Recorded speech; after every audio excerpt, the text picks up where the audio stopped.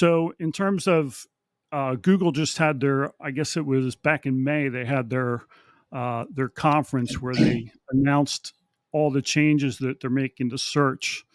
And just I was watching an interview by Nelly. I can't remember his last name. From He interviewed the CEO of Google, and he talked about some of the changes with search Hmm. and how that was impacting things. Is that gonna affect you guys? You're gonna have some challenges with that.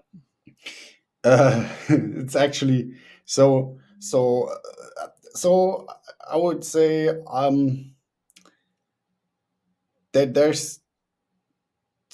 there's two major trends. The one trend is get rid of a low quality AI content, and that's actually it's very much in our favor because we have high quality content.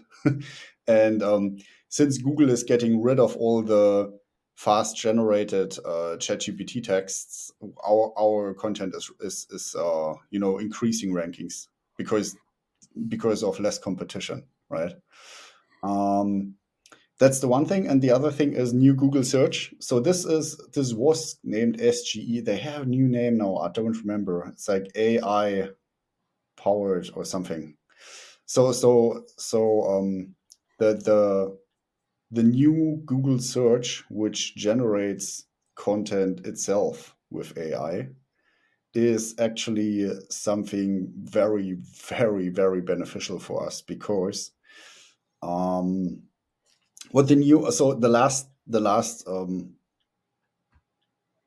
information I have about this is, and it's changing a lot, right? So it's like hard to keep up. The last thing I saw was that Google is planning to have this as it generates your answer, but you can click on the subheadlines. And when you click on the subheadline, you go to, the page that is most relevant to that section, right? So the thing here is that with our tool, you can have 1,000 articles on your website quite easily.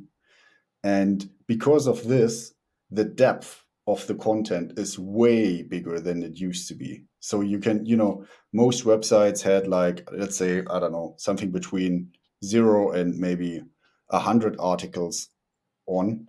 And the way you wrote articles in the past were long, long, long articles.